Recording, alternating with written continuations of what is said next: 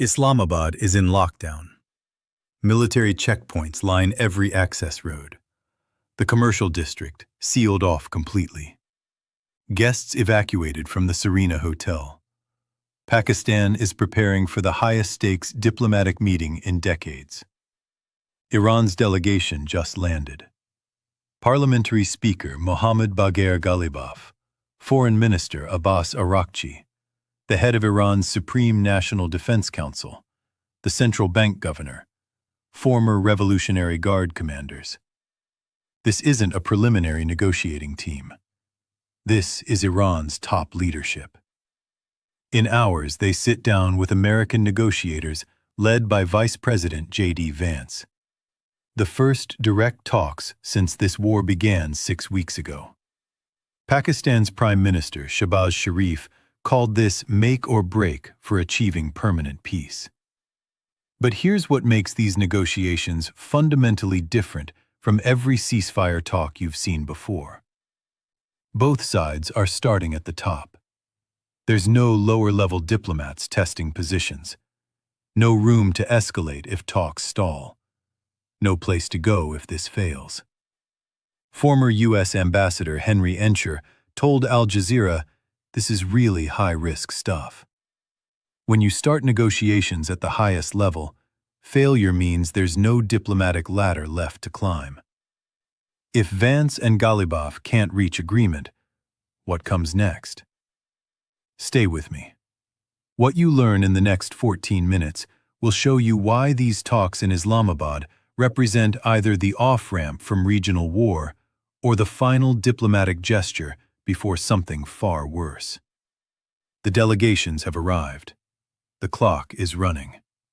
And the gap between their positions may be unbridgeable. Welcome back to Warnomics. Before we break down who's actually sitting at this table, what impossible demands they're bringing, and why Pakistan's ambassador to the U.S. says the ceasefire atmosphere itself could cast a negative shadow on talks. Hit that subscribe button right now.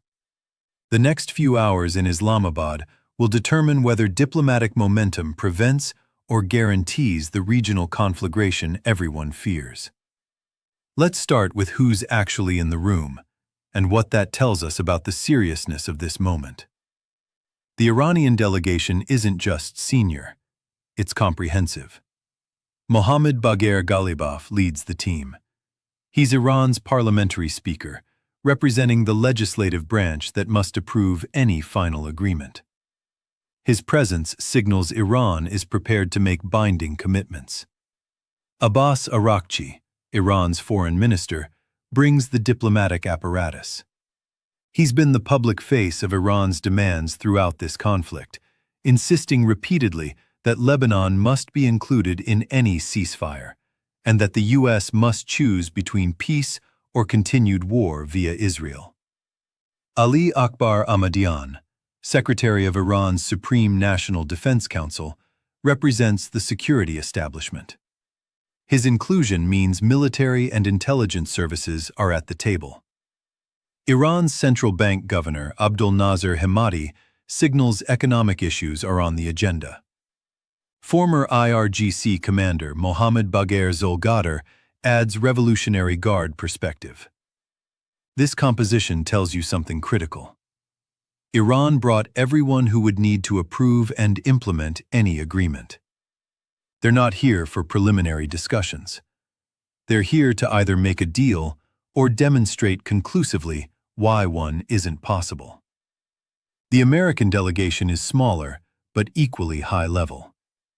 Vice President JD Vance leads negotiations. This is significant because Vance reportedly opposed launching this war, but told Trump he would support the decision. Now, Trump has tasked him with ending it. Vance's presence carries political weight domestically. If talks fail, it damages his political future. If they succeed, he becomes the architect of peace. The stakes for him personally are enormous. But here's where the composition of these delegations creates the first structural problem. Both sides sent their top people. Normally, Negotiations start at lower levels, specifically to preserve room for escalation. Technical teams identify areas of agreement. Mid-level diplomats narrow differences. Senior officials resolve final disputes. Islamabad skips all of that. We're starting at the top. As Ambassador Ensher noted, if this fails, then it's hard to see what we and the Iranians would do next. The pressure is maximized from the opening session. No ability to defer tough decisions. No opportunity to test positions quietly. Every disagreement becomes a potential deal breaker, because there's no higher authority to appeal to except the presidents themselves. Pakistan's role as mediator adds another dimension. Prime Minister Sharif and Pakistan's army chief personally brokered the initial ceasefire that created space for these talks.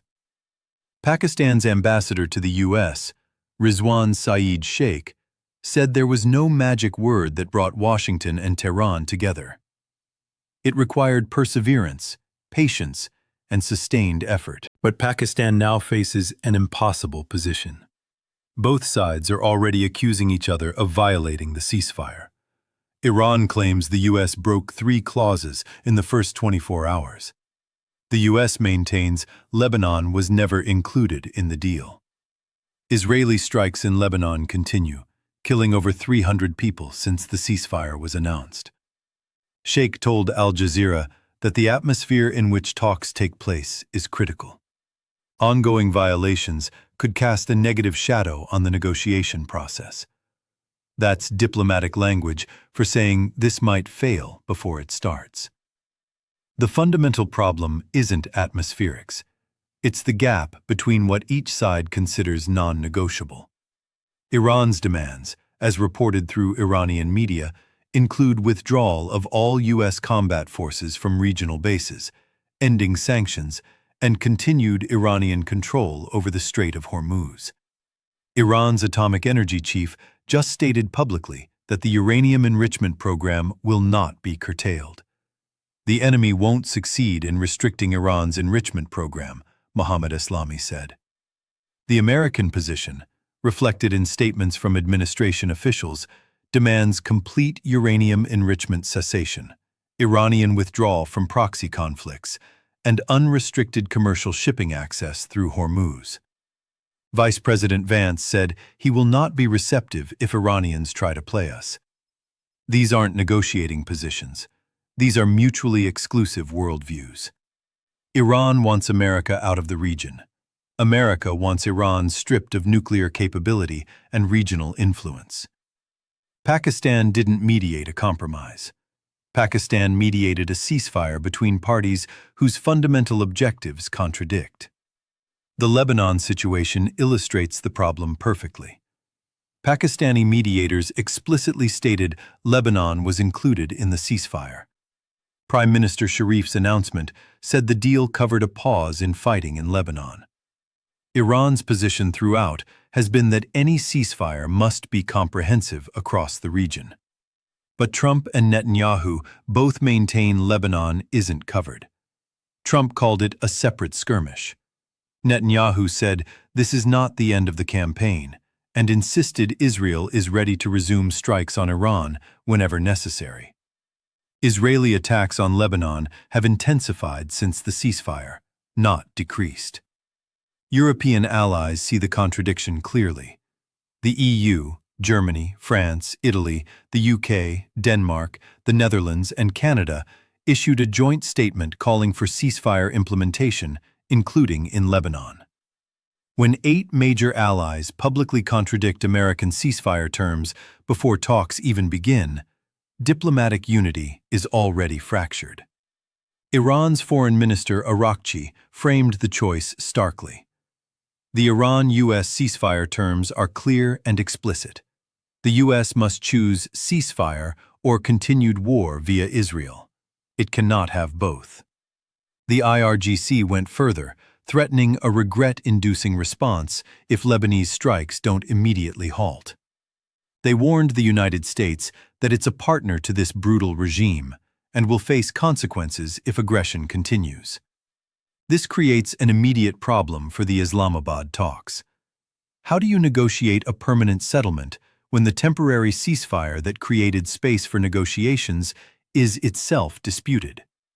If the parties can't agree on what they already agreed to, how do they agree on anything more complex? The political pressure on Trump adds urgency, but also desperation. New Consumer Price Index data released yesterday showed inflation surging to 3.3%, the highest in 2 years. Senator Elizabeth Warren posted that the American people are paying the price for Trump's war with Iran, pointing to rising fuel prices and increased costs across the economy.